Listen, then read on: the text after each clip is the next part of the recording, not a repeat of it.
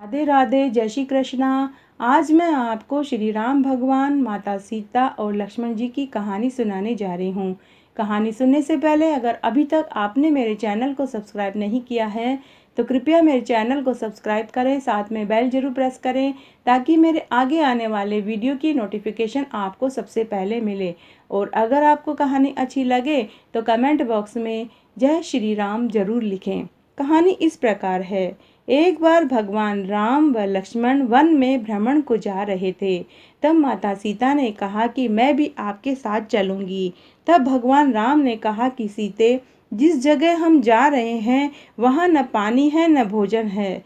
तब माता सीता ने कहा कि मैं आपकी अर्धांगिनी हूँ, मैं आपके बिना नहीं रह सकती। जैसे आप रहेंगे मैं भी वैसे ही रह लूंगी। तब भगवान राम, माता सीता और लक्ष्मण जी वन को जाते हैं। तब एक जगह एक चबूतरे पर वो तीनों विश्राम कर रहे थे। तभी लक्ष्मण बोला, भैया राम व माता सीता, मैं कुछ कंद मूल फल लाया हूँ, हम कुछ खा लेते हैं। तब माता सीता बोली, मैंने तो नारायण की बात कहने और सुनने का नियम ले रखा है। जब तक मैं नारायण की बात किसी से ना कह दूं, मैं अन्न जल ग्रहण नहीं कर सकती। तब भगवान राम ने कहा कि देवी सीते, तुम अपनी नारायण की बात हम दोनों भाइयों को कह सकती हो। तब सीता माता बोली, नारायण की बात सिर्फ स्त्री को ही सुनाई जाती है, नर की बात नर से नहीं कहते हैं। तब भगवान राम ने कहा कि सीता, यहाँ से कुछ दूरी पर एक छोटा सा गांव है, वहाँ पनघट पर कोई न कोई स्त्री तुम्हें मिल जाएगी। तुम अपनी नारायण की बात उसे सुनाकर वापस यहीं आ जाना। तब माता सीता पनघट पर जाकर बैठ जाती है।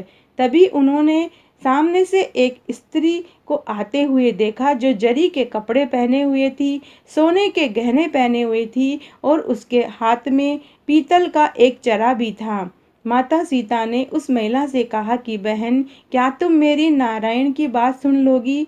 तब वह महिला बोली, बहन, मेरा घर पर बहुत काम पड़ा है, ससुर बीमार है, पति खाने का इंतजार कर रहे हैं, बच्चा पालने में झूल रहा है, सास व ननद मेरा इंतजार कर रहे हैं, घर जाकर खाना बनाऊंगी। बहन, तुम अपनी बात किसी और को सुना देना। इस तरह वह महिला पानी भर कर घर चली जाती है। घर पहुंचते ही उसके पीतल का चरा लोहे में बदल जाता है, जरी के कपड़े फट जाते हैं और उसके जो गहने थे वो नकली गहने में बदल जाते हैं।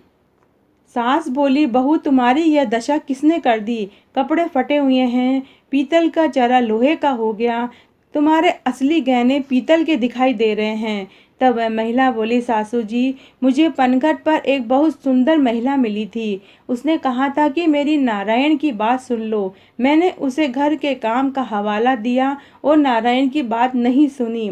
ये सब उसी के प्रताप के कारण हुआ है। तब सासू माँ बोली, बहू, तुम इसी पग वापस जाओ, वो तो सीता माता थी। जाओ, तुम उनसे क्षमा मांगो और नारायण की बात सुनना और माफ़ी मांगना। बहू झटपट पनघट पर पहुंची और बोली, बहन, मैं तुम्हारी नारायण की बात सुनना चाहती हूँ, मुझे सुनाओ। तब माता सीता बोली, तुम्हें तो बहुत काम है, तुम्हारे ससुर बीमार हैं, तुम्हारे पति खाने का इंतजार कर रहे हैं, सास और ननद भी बैठी है तुम्हारा इंतजार कर रही है, पालने में तुम्हारा बच्चा सो रहा है, तुम्हें तो समय ही नहीं है। लेकिन वह महिला बोली, काम तो होता रहेगा। तब माता सीता ने 2 चावल के दाने खुद हाथ में लिए और 2 चावल के दाने उस महिला को दिए और माता ने नारायण की बात सुनाई। ओम नमो भगवते वासुदेवाय, ओम नमो भगवते वासुदेवाय, ओम नमो भगवते वासुदेवाय, ओम नमो भगवते वासुदेवाय, ओम नमो भगवते वासुदेवाय। और ऐसा कहकर सीता माता चुप हो गई। तब वह महिला बोली, और सुनाओ, मुझे तो नारायण की बात सुनना बहुत अच्छा लग रहा है। तब माता सीता बोली, रोज 5 बार नारायण का नाम की माला जपती हूँ, ये मैंने नियम ले रखा है और ये नियम सुनाने के बाद ही मैं कुछ खाती पीती हूँ। अगर इंसान नारायण की बात कहने और सुनने का नियम लेगा तो उनका घर अन्न धन के भंडार से भर जाएगा, घर में किसी चीज की कमी नहीं आएगी, उसकी 7 पीढ़ियां राज करेगी। अब तुम घर जाओ। और तुम्हारे हाथ में जो 2 दाने चावल के हैं वो अनाज के कमरे में डाल देना। तुम्हारा घर अन्न धन के भंडार से भर जाएगा। तब वह महिला बोली, माता, मैं भी नारायण की बात कहने और सुनने का नियम लूंगी। इस तरह कहकर वो महिला माता सीता के चरण स्पर्श करती है। तभी उसके कपड़े जरी के, गहने सोने में और चरा पीतल में बदल जाता है और उसका शरीर कांतिमय हो जाता है। वह उठकर जैसे ही खड़ी होती है और सामने देखती है तो सामने उसे कोई भी दिखाई नहीं देता। माता सीता अंतर्ध्यान हो चुकी थी। महिला ने घर आकर अपनी सास को पूरी बात बताई।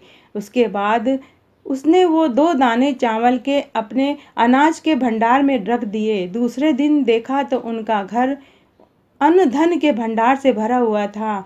तब से उन दोनों सासू बहुओं ने नारायण की बात कहने और सुनने का नियम लिया। हे सीता माता, जैसे आप उस महिला के ऊपर प्रसन्न हुई वैसे सबके ऊपर होना। कहने वाले को, सुनने वाले को और हुक्कारा भरने वाले को। घटती हो तो पूरी हो तो परवान चढ़े, भूले बिसरे नाम तेरे भंडार में भरे। तो आज मैंने आपको सीता माता के नित्य नेम की कहानी सुनाई। अगर आपको ये अच्छी लगती है तो अपने दोस्तों और रिश्तेदारों में ज़्यादा से ज़्यादा शेयर करके पुण्य कमाएं। धन्यवाद।